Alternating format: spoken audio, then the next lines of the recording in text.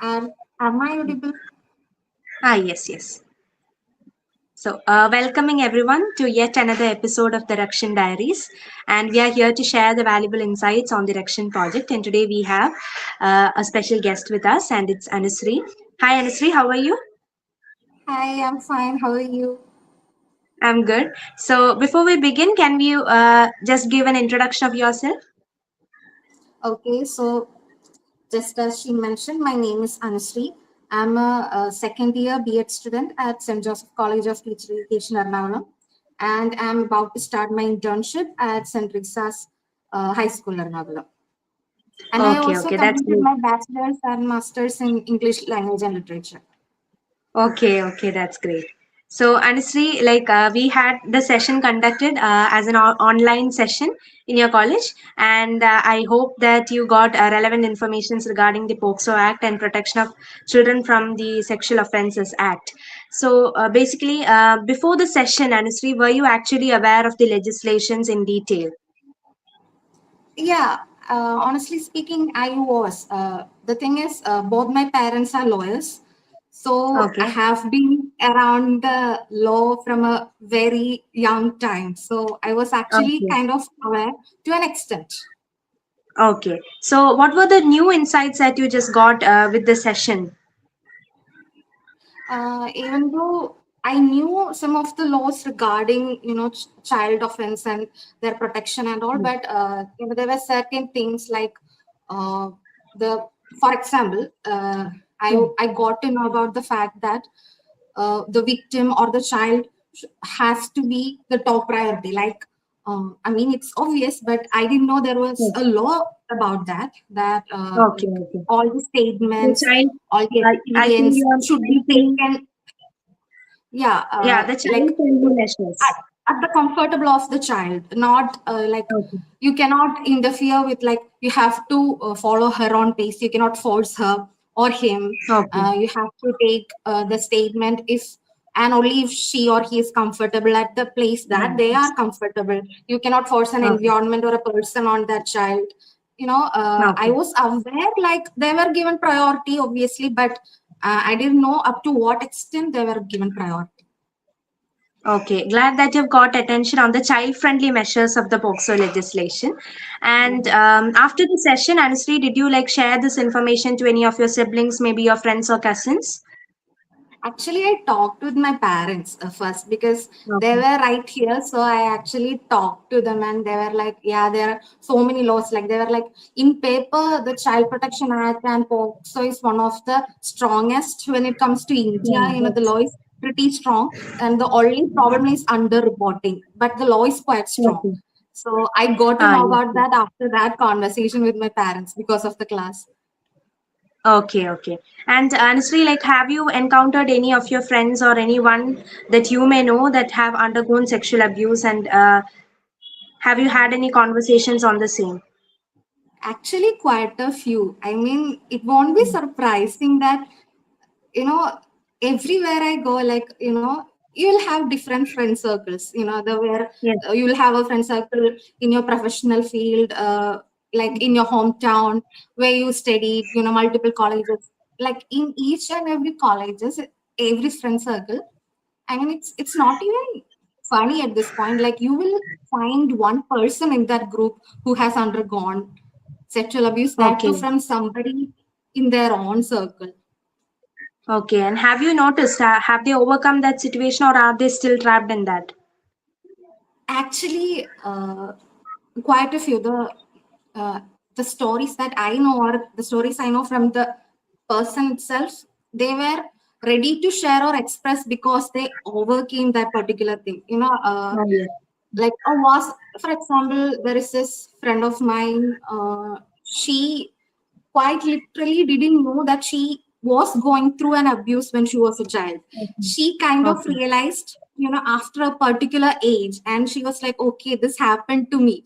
At that point, Okay. the person was not even in the picture, as if like that person was not even alive. I mean, it Okay. has been Okay. a quite a long time. So, and she did overcame, like she shared it with her family and all, and they were ready to do whatever she wanted to. and she's Okay. safe, and she shared this thing with me because she felt safe, and she wanted to share that part. Okay, okay. And so in the class, we also discussed that around 90 percentage of the abusers are people who are known to the child. So when you heard about Yeah. that, what struck your mind? I mean, it was honestly not surprising because um like even if in the news, like up to a point, it's because it's the people who are close to them that can take advantage of them the most. And Okay. it's actually quite sickening to think Yeah. about the fact that like a child's uncle, or an auntie, or father, whoever it may be, could see a child, a literal child, in that sense. It's quite sickening, Mm-hmm. but it was not surprising, but it was quite surprising to know the amount of cases that still happen. Like even today, every day, a child is being abused. Like even we are talking, Okay. a child is being abused. It was quite sickening to know about the amount or the quantity of the cases that have been happening. Okay. And okay, Anusri, that's about your insights on the session. And also, another thing that I want to ask you, like we already discussed in the class, that there are many blockades to reporting, and how you Mhm. as an individual can contribute towards, removing that blockades towards reporting. When it comes to blockage, I mean, there are different levels. Like when it comes to, let's say, your workplace, it's one type of blockage. When it comes to your family circle, it's another. When it's with your friends, I think it's a little bit more open because there is no taboo. You can, when it's your friends group, you can openly ask or discuss or tell, like, hey, this stuff happened. Like this, I went through this, or I think you are going Okay. through this. Like you can talk openly with your friends. But when it comes Okay. to a family or a professional circle, it's a bit more tricky. Like from my perspective, like as a teacher, my main audience is my children. So Yeah. for them to open up to me, or to make them aware that they might be going through this, or some of their friends might be going through this, is quite tricky because they get scared quite easily because they are feared of getting accused. Like they think, Yeah. most of the children think that it's their problem. Like Yes. I think it's because of all these societal or social stigmas and all Yeah. around that. But so first, I feel like, and this is what I do, I make sure that first they get a quite simple education about what sexual offenses and what is Yeah. child abuse, like in layman terms, in simple terms, not this huge words and huge laws. Like simple terms, like this is your right, and you don't have to worry about this is a safe space. Like this is literally your second home. So I'll ease into it, and I'll make sure that the child is able to open up to me. Like the child feels safe enough in my embrace Okay. that she or he can talk about it. Okay. And so we are actually focusing on the youth for spreading this awareness. And why do you think, Anusri, that we are focusing the youth rather than the children itself? Because see, for children, it's children in complete layman terms, a child is still growing. You can easily, like it's like a plant. You can literally decide where the plant should grow or on which side it should focus on. But when it Yeah. comes to youth, their development and their way of thinking, it's already in a complete foundation. And the youth is actually guiding the children, and the youth is between the next generation and the previous generation. They have this Yes. unique ability to handle both this generation, and to create this awareness. I think Yes. it's the best thing to focus on the youth rather than the older generation. Are a bit more sticky. Like they hold on to their feelings, like no, this Yeah. is not right. Like it's quite hard for making them to unlearn stuff rather than the youth. So I think that's the best thing. So we are actually bridging that generational gap, Yeah, with the right? youth. Yes. Anusri, during the session, we are already told that once you undergo the session, you will be transformed into Rakshins or the preventers of child sexual abuse. So, as a youth, as a future professional, as a future educator, how can you contribute towards protecting children around you? It depends. I feel like as a person, as an individual, as a youth, I can contribute in different levels. But as focusing on as an educator, my main focus will be on my children, especially high school children, because the area that I'm focusing on.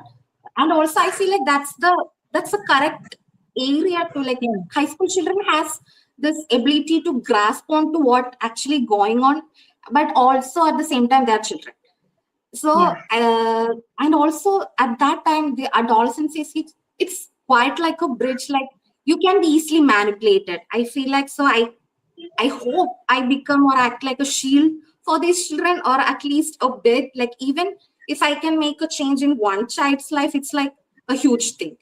So Yes. I Yes. think as an educator, I will be like providing them with emotional growth sessions and accumulating this sex education. I think sex education is something that should be in the curriculum itself, rather than skipping the chapter, go home and read. You have to teach the children without separating the gender, like boys, girls, they should be together, they should be taught about each other's every secondary sexual characteristics, what is this and what is that and why is that. I think that will contribute a lot. Okay. Okay. Thank you so much, Anusri. Thank you for joining. Thank you for joining in this Rakshin project, and I hope that you will continue your journey with us. And wishing you a great future ahead. Thank you. Thank you, thank you, have a nice Thank day. you. Have a nice day.